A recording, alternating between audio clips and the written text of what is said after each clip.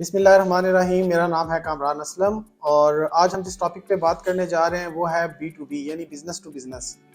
Business to business में 4 तरह की अपॉर्चुनिटीज़ आती हैं अमेज़न सेलर्स के लिए। सबसे पहले जो उसमें आती है new product opportunities. New product opportunities में अमेज़न हमें रिकमेंड कर रहा होता है। बेसिकली अमेज़न का जो बिज़नेस है 60% प्राइवेट लेबल है, लेकिन सेलर्स को होलसेल की तरफ मोटिवेट करने के लिए अमेज़न एक नई उसने अपॉर्चुनिटी सेलर्स के लिए स्टार्ट की है, जिसमें वो हर वीक 1000 प्रोडक्ट्स डैशबोर्ड पे आपको ऑफ़र करता है कि ये प्रोडक्ट्स अच्छी प्रोडक्ट्स हैं जिनको आप यूटिलाइज़ करके, जिनको आप स्टार्ट करके सेल इंक्रीज़ की जा सकती है। प्रोडक्ट अपॉर्चुनिटीज़ का सबसे बड़ा फ़ायदा ये होता है कि ये वो प्रोडक्ट्स होती हैं जो हर सेलर के लिए अमेज़न उसके डैशबोर्ड के ऊपर डिफरेंट प्रोडक्ट्स उसको रिकमेंड करेगा। नंबर 2 इसमें ये होगा कि क्योंकि ये अमेज़न अपनी तरफ से रिकमेंड कर रहा है, खुद से रिकमेंड कर रहा है, तो अमेज़न सिर्फ वो प्रोडक्ट्स रिकमेंड करेगा जिन प्रोडक्ट्स में अमेज़न को कुछ वर्थ नज़र आएगी या जिन प्रोडक्ट्स का कुछ लॉन्ग टर्म फ्यूचर नज़र आएगा। उसके अलावा बिज़नेस टू बिज़नेस में जाके हम लोग इन प्रोडक्ट्स को एज अ थर्ड पार्टी भी सेल कर सकते हैं और हम इन प्रोडक्ट्स को डायरेक्ट कंज्यूमर को भी दे सकते हैं। थर्ड पार्टी से मुराद ये है कि हम लोग मैन्युफैक्चरर से प्रोडक्ट लेके या बड़े होल सेलर से ये प्रोडक्ट्स लेके आगे जो छोटे बिजनेसेस हैं हम उनको छोटी क्वांटिटीज़ में ये चीज़ बिज़नेस टू बिज़नेस यानी कि वेंडर सेंट्रल के ऊपर हम उनको ये सर्विस दे सकते हैं। और नंबर 2 हम लोग डायरेक्ट कंज्यूमर को भी ये प्रोडक्ट अपनी ऑफ़र कर सकते हैं जो हम ऑफ़र करेंगे सेलर सेंट्रल के थ्रू। इसके बाद जो बिज़नेस टू बिज़नेस है उसमें जो नेक्स्ट हमारे पास अगली चीज़ आ जाती है इस सारी चीज़ को देखने के लिए, वो है हमारी प्रोफाइल क्रिएशन। प्रोफाइल क्रिएट करने के लिए हमने अपनी बिज़नेस यानी कि जो हमारा रजिस्टर्ड बिज़नेस है उसका नाम, उसका लोगो और इसके अलावा हमने अपनी प्रोडक्ट की जो डिफरेंट सर्विसेज हैं या हमारी जो डिफरेंट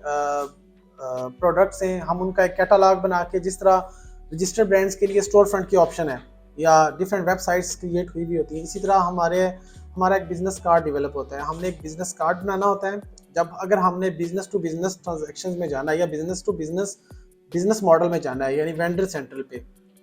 ये बात याद रखनी है हमने कि अमेज़न के ऊपर 2 किस्म के बिजनेसेस चल रहे हैं या 2 किस्म के अमेज़न के डैशबोर्ड हैं, वेंडर सेंट्रल और सेलर सेंट्रल। वेंडर सेंट्रल का मतलब ये है कि हम लोग जो हमारी प्रोडक्ट्स हैं वो हम आगे फर्दर किसी बिजनेस को सेल आउट कर रहे हैं बड़ी क्वांटिटी में, ताकि आगे वो कंज्यूमर तक पहुंचाए। लेकिन अगर सेम चीज़ को हमने डायरेक्ट कंज्यूमर तक पहुंचाना है तो हम लोगों ने यूज़ करना है सेलर सेंट्रल। सेलर सेंट्रल के लिए सिंपल डैशबोर्ड हमें चाहिए होता है जिसमें रजिस्टर्ड ब्रांड और नॉन रजिस्टर्ड ब्रांड आ जाती है, जबकि जो बिज़नेस टू बिज़नेस है यानी कि जो वेंडर सेंट्रल है उसके लिए हमने अपने बिज़नेस की प्रोफाइल क्रिएट करनी है। प्रोफाइल में अपने बिज़नेस का नाम, अपने बिज़नेस का हमने उसमें अपना मोटिव बताना है, अपना हमने कॉन्टैक्ट नंबर देना है, कॉन्टैक्ट डिटेल्स देनी है, अपनी तमाम डील्स या तमाम ऑफर्स जो हम दूसरे बिजनेसेस को ऑफर कर रहे हैं वो हम लोगों ने उस कार्ड के अंदर मेंशन करनी है। उसके अलावा हमने अपना बिज़नेस कब स्टार्ट किया था, हमारे बिज़नेस का एक्सपीरियंस कितना है, हमारे पास कैटलॉग कितना है, ये सारी चीज़ों को लेके हमने अपने बिज़नेस कार्ड को कंप्लीट करना है। और जहाँ पे हम लोगों ने ऐड करनी है प्रोडक्ट्स, वो सारी एक बिज़नेस कार्ड बनाने के बाद हमने वो बिज़नेस कार्ड सिंपली अपने डिफरेंट जो वेंडर्स होंगे या डिफरेंट जो हमारे कस्टमर्स होंगे, क्लाइंट्स होंगे, हमने उनको फॉरवर्ड कर देना है, ताकि उनके पास जस्ट एक क्लिक के ऊपर हमारी पूरी एक करिकुलम विटाई चली जाएगी, जिससे उनके लिए आसानी होगी हमारे बिज़नेस को समझना, हमारे बिज़नेस की नेचर को समझना और हमारी प्रोडक्ट्स को समझना। उसके बाद नेक्स्ट इसमें जो चीज़ आ जाती है वो आ जाती है मैनेज कोटेशंस। मैनेज कोटेशंस में हम लोग वो तमाम कोटेशंस जो हमारे मुख्तलिफ जो बायर्स होंगे या क्लाइंट्स होंगे वो हमसे हमारी डिफरेंट प्रोडक्ट्स के बारे में, उनकी डील्स के बारे में, उनके ऊपर जो प्रमोशनल प्लान्स हम लोगों ने चलाने हैं उसके बारे में जो भी डिटेल्स लेंगे, वो सारी कोटेशंस जो हमने उनको प्रोवाइड की होंगी वो सारी हम एक जगह पे मेंटेन कर सकते हैं, उनको मैनेज कर सकते हैं। या अगर कोई न्यू क्लाइंट हमारा आता है वो हमसे रिक्वेस्ट करता है कि मुझे आप अपनी प्रोडक्ट्स की कोटेशन दें, बिकॉज कोटेशन इसलिए इम्पोर्टेंट है क्योंकि अगर हम लोगों ने एक क्लाइंट आता है हमारे पास, उसने 100 यूनिट्स लेने, एक ने 200 लेने, एक ने 500 लेने, ऑब्वियसली जो 500 वाला है उसके लिए प्राइस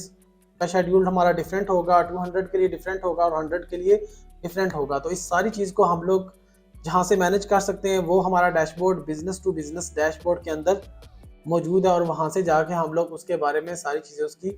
अपडेट कर सकते हैं। इसके अलावा बिजनेस टू बिजनेस जो हमारी वेंडर सेंट्रल है, इसके लिए एक बहुत इंपॉर्टेंट चीज़ ये है कि जो सेलर सेंट्रल है इसको हम लोग अपनी मर्जी से साइन अप कर सकते हैं। सेलर सेंट्रल का अकाउंट, सेलर सेंट्रल की आईडी हम लोग खुद बना सकते हैं। लेकिन जो वेंडर सेंट्रल है वो प्योरली अमेजन आपको इनवाइट करेगा आपकी प्रोडक्ट्स की मार्केट में डिमांड को देखते हुए। अमेजन आपको ईमेल करेगा, इनवाइट करेगा कि आप वेंडर सेंट्रल पे आके अकाउंट क्रिएट करें और एज अ वेंडर आप अमेजन के साथ बिजनेस स्टार्ट करें, जिसमें आपसे प्रोडक्ट्स अमेजन खुद भी परचेज करके आगे सेल आउट करेगा। और जो डिफरेंट दूसरे वेंडर्स होंगे जो इंटरेस्टेड होंगे आपकी प्रोडक्ट्स में, जो डिफरेंट सेलर्स होंगे, वो भी आपको आपकी प्रोफाइल जो आपने कार्ड प्रोफाइल क्रिएट की होगी अपना बिजनेस कार्ड, वो प्रोवाइड करने के बाद आप उनको इस चीज़ के लिए कन्विंस कर सकेंगे अगर आपका वेंडर सेंट्रल अकाउंट है तो उसके बाद। तो इसलिए जो सेलर सेंट्रल और वेंडर सेंट्रल हैं दोनों सेम टाइम में डिफरेंट ऑपरेशंस कर रहे होते हैं। सेलर सेंट्रल डायरेक्ट कंज्यूमर को चीज़ दे रहा होता है और जो वेंडर सेंट्रल है वो आगे फर्दर छोटे बिजनेसेस को दे रहा होता है ताकि वो आगे कंज्यूमर तक वो प्रोडक्ट लेके जाए। Thank you.